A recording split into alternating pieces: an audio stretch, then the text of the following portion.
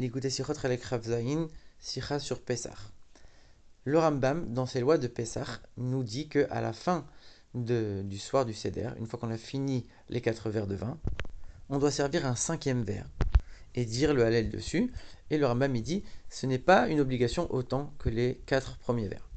Alors la source de cette loi-là, elle est dans la Braïta, dans la Gemara, donc c'est pas inconnu. C'est d'après les paroles de Rabbi Tarfon. Et Rabbeinu Manoach, il va expliquer la chose suivante, que en vérité ce 5e verre, c'est uniquement pour celui qui a envie de boire, parce que normalement, il dit en fait de là on apprend qu'on n'a pas le droit de boire après le 4e verre, et celui qui a envie de boire, alors il est obligé de faire ce 5e verre, de réciter le Hallel dessus, etc. Alors que c'est clairement pas ce que dit le Rambam il dit pas, c'est si seulement celui qui a envie de boire après le 4e verre, alors il doit faire un 5e, etc. Il nous dit non, il nous dit on doit verser ce 5e verre. Il nous dit seulement l'obligation, elle n'est pas aussi forte que l'obligation des 4 premiers verres, mais il y a quand même un concept de verser ce 5e verre. Et c'est intéressant cette expression, il dit c'est une obligation, mais pas autant que les 4 premiers. Donc ça veut dire que c'est à la fois il dit que c'est pas facultatif, mais c'est quand même pas aussi important que les premiers. Alors que lui-même il commence en disant il faut verser ce 5e verre. Donc on ne sait pas exactement où ça va nous emmener. Et le Ran, lui, sur ce sujet, sur les paroles de Rabbi Tarfon, il dit la chose suivante. Ce 5e verre, il n'est pas obligé, mais s'il veut boire après, alors il doit faire ce 5e verre, en faisant le Hallel dessus, etc. Et si d'ailleurs, celui qui veut faire la mitzvah au mieux possible, il doit faire ce 5e verre. Et c'est comme ça que dit le Rambam. Donc en fait, lui, il est en train de comprendre les paroles du Rambam, comme si le Rambam il disait, le top de la mitzvah, c'est de faire ce 5e verre. Mais on sait très bien que cette expression mitzvah minamufrar, le summum de la mitzvah, le Rambam il l'emploie souvent. Ici il l'a pas employé. Et le Rambam il fait attention à chaque mot qu'il dit. Ici il dit il faut verser ce verre. Après il dit mais c'est une obligation pas autant que les 4 premiers. À aucun moment il dit c'est mitzvah minamufrar, c'est une super mitzvah de faire comme ça. Alors qu'est-ce qu'il essaye de nous dire ici le Rambam? Alors pour comprendre ça, il faut déjà bien regarder quand le Rambam nous parle des 4 premiers vers, il nous dit exactement ce qu'on doit dire sur ces 4 vers, quel passage on va réciter, le Kiddush, la Haggadah, etc. Le Birkat pour le 3e vers, etc. Il nous dit qu'on fait une bénédiction sur chacun des 4 vers, on ne va pas faire une seule qui va englober les 4, on fait 4 fois la bénédiction Boré Perek Geffen, et le Rambam il nous dit à chaque fois, et on boit, et on boit, et on boit. Pour les 4 vers, il nous dit, on fait la bracha et on boit. Et il termine après le 4e verre en disant, après le 4e verre, on ne doit plus rien manger, plus rien mettre dans la bouche.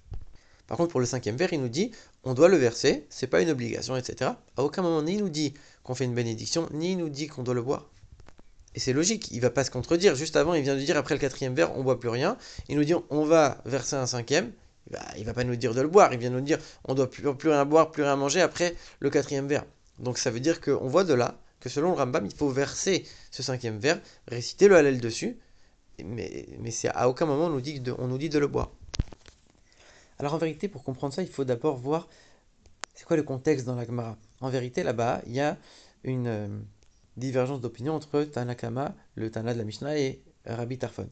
On nous dit, Tanakama il dit qu'il faut boire 4 verres, et Rabbi Tarfon il dit qu'il faut boire 5 verres. Et la halakha, elle est fixée comme Tanakama, donc il faut boire uniquement 4 verres. Mais comme il y a quand même une discussion, il y a un doute, est-ce qu'on doit boire 4 verres ou 5 verres?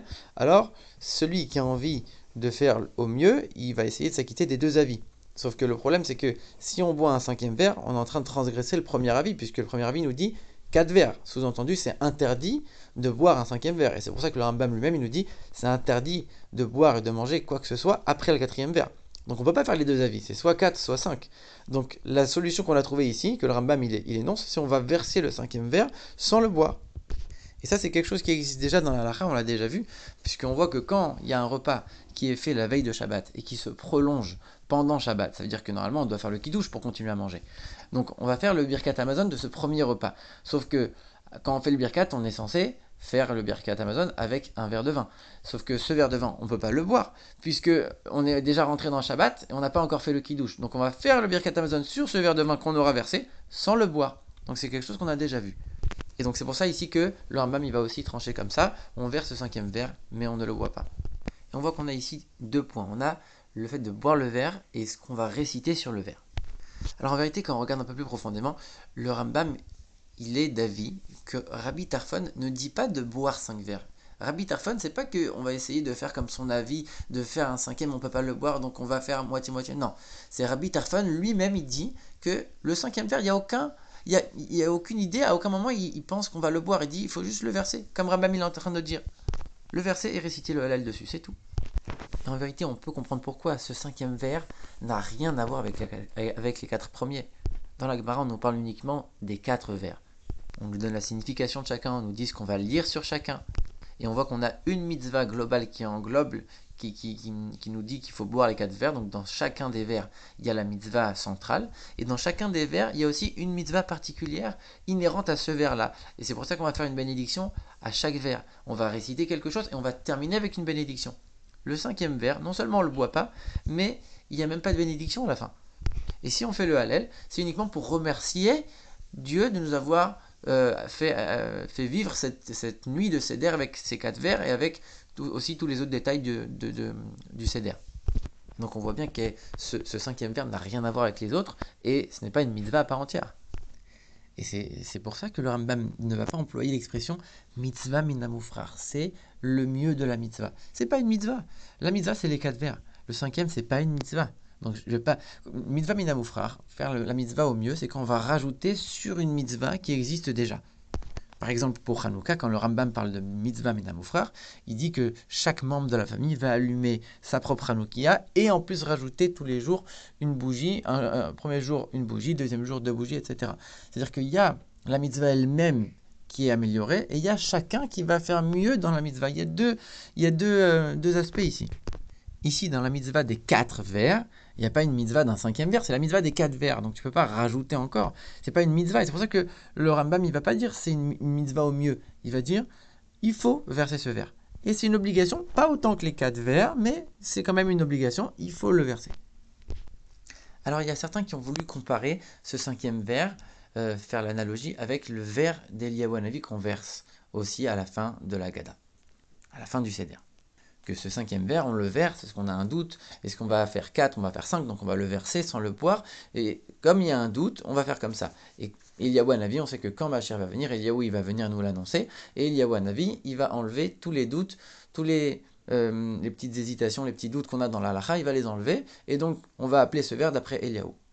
Et quand on regarde dans le Shulchan Aruch de l'Admor HaZaken et les sources qu'il prend, c'est quelque chose qui est impossible à dire.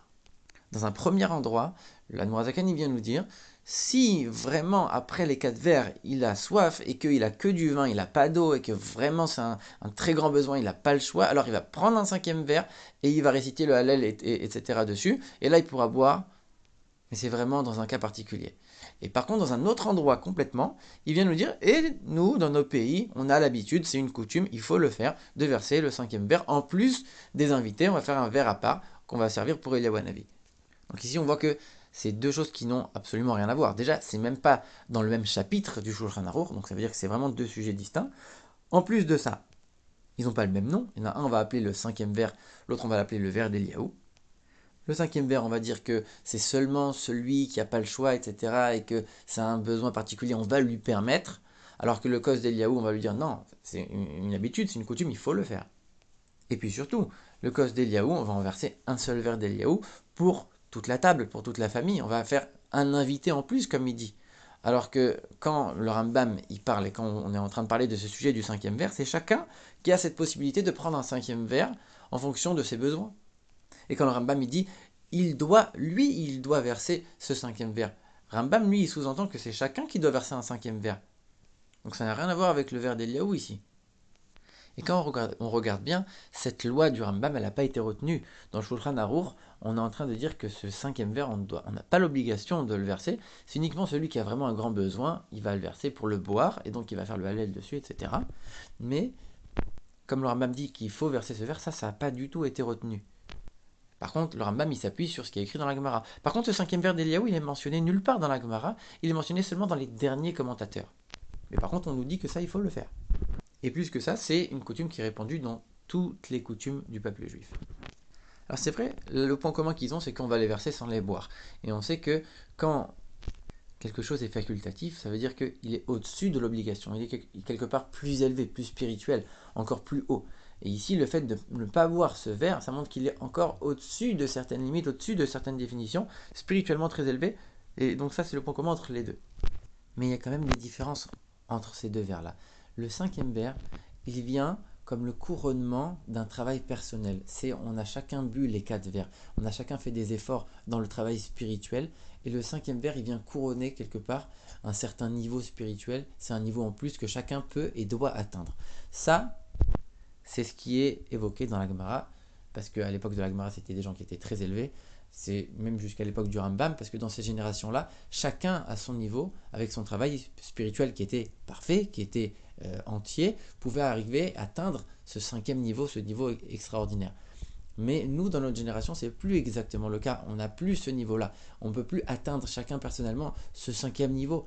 Donc, nous, on va, par contre, verser le vers d'Eliaou, parce que Eliaou Hanavi, c'est lui qui va annoncer la délivrance, la venue de Mashiach. Et nous, plus on avance dans les générations, plus on se rapproche de la venue de Mashiach. Et on a une grande mitzvah de croire en sa venue. Et d'ailleurs, on dit que la nuit de Pessah, qu'il y avait dans certains endroits, on avait la coutume de ne pas fermer les portes des endroits où on dormait pour dire qu'on avait confiance que c'était une nuit de délivrance. Et à la fois pour la sortie d'Égypte et aussi la nuit dans laquelle Dieu allait nous libérer de cet exil. Et donc ce vers, plus qu'un niveau personnel, spirituel personnel, il va évoquer la croyance de chaque juif en la venue de Mashiach. Et cette croyance, elle existe chez chaque juif de manière dévoilée ou de manière un peu plus cachée, mais elle est là. Et c'est pour ça que dans nos générations plutôt, on a pris cette habitude de verser le vers d'Eliaou. Et comme l'Admorazaken le dit dans le Shulchan Aruch, un vers en plus des invités, comme si on avait tous cette croyance qu'Eliaou Hanavi allait venir s'asseoir à la table du Seder, et cette croyance très forte en la venue de Mashiach et en la venue d'Eliaou, elle fait en sorte que véritablement, il va y avoir une place même matérielle avec ce vers, et Eliaou va s'asseoir effectivement à la table de chaque Seder, et nous annoncer très prochainement la venue de Mashiach.